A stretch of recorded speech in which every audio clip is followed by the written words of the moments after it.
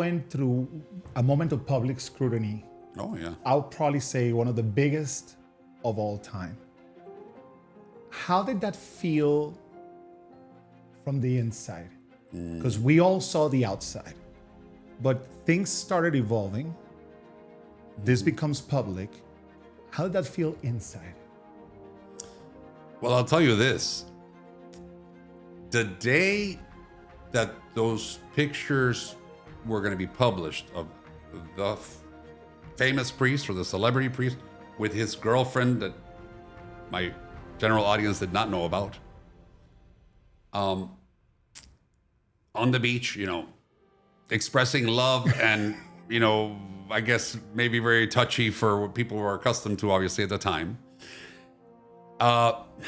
They called me the day before, the evening before they were published. Now, this was being published in a Mexican TV magazine that was very, very popular at the time. By the way, magazines were the way that you spread the word on what was happening in the celebrity world. They were like tabloids. TV, okay, like a tabloid? It was a tabloid. Okay, so this was a magazine, a printed magazine that was going to publish. It was all about, TV shows and celebrities, mostly what paparazzi did by following famous people, a lot of them in Miami, because at that time, as you know, a lot of those celebrities lived in Miami.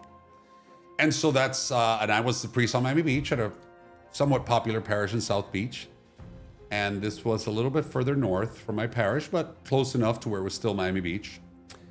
And so everybody was obviously shocked. But I got called the night before and they said, listen, this, and this, and we have these pictures. And I said, yeah. At that time, of course, I had been through a lot internally. For about 2 years, I had been struggling with when's the right time to make this public? When's the right time to say that I really am going to get married? And so you were preparing to go public. Oh, no doubt.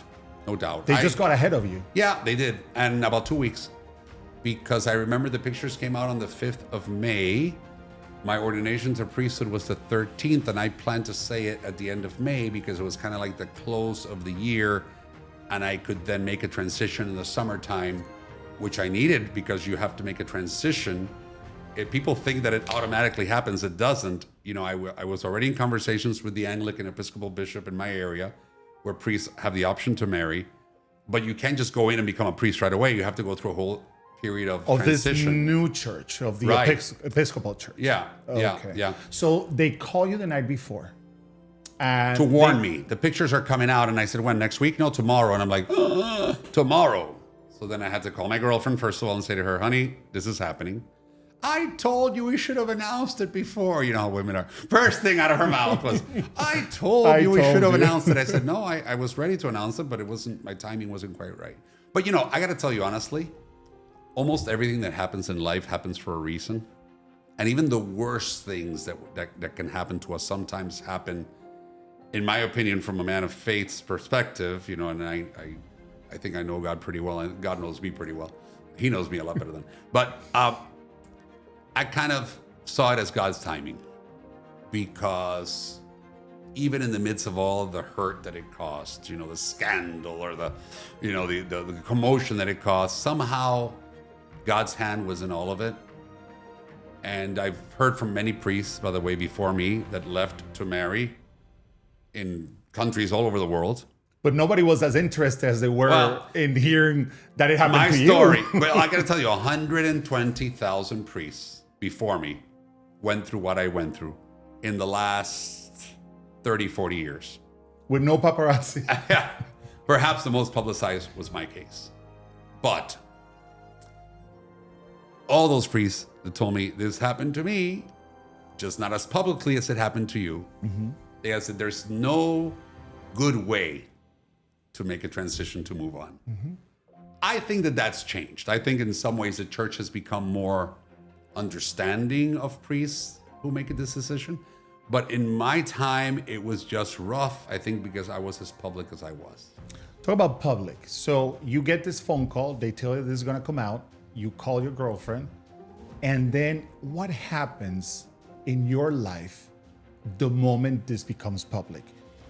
Who was calling? Where were they calling you from? Did you hide? Did you confront? Did you schedule an interview? Did you stay quiet for a while? How did you decide to react to it? Well, I've lived in the media world for so long that once, church authorities spoke to me, obviously I had to speak to the director of communications of the Archdiocese. He's one of the first people I spoke to. Then I spoke to my bishop. I had to meet with the archbishop.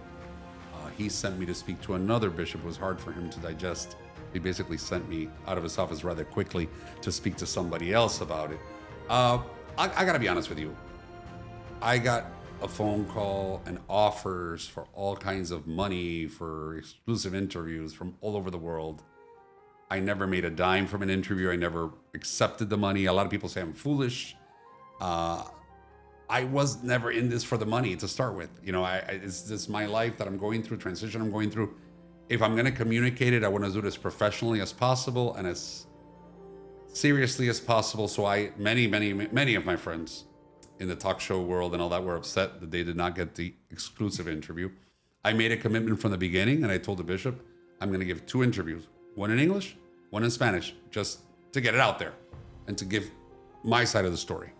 So early on, it was decided, funny, 2 Rodriguez's, because the first one was Maggie Rodriguez on CBS at the time. She was a big talent in the morning. And you and I both know the Rodriguez's, longtime media family, wonderful folks. And she was the head anchor at one of the largest morning shows at that time. You know, you had the Today Show, which I knew a lot of people at. I had to say no. I said no. You had ABC. I ended up at CBS with Maggie Rodriguez. Cuban American like me, but she basically did the English thing. In the Spanish world, Teresa Rodriguez, who worked with Univision for so long, an incredible, renowned journalist and a good friend of ours, she said, but Alberto, this is a news story. It's a Primer Impacto thing, not a talk show thing. And I said, you're totally right. So the people who advised me led me to those 2 Rodriguez's.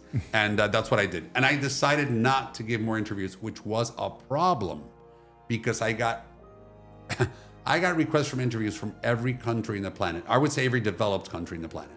And some of these people were offering you money. A lot of them, yeah. To speak. Like you could have made a nice chunk of change. Oh, no doubt. Out of giving interviews. No doubt. And I never accepted one. Wow. There was a reaction from somebody in the Catholic Church back in the day when this happened. And he said, and I don't want to bring up the name, but I'll say Father Cutié's actions cannot be condoned despite the good works he has done as a priest. And you may remember who this is, not worth bringing it up. So what was harder, the judgment of others or the conflict within yourself?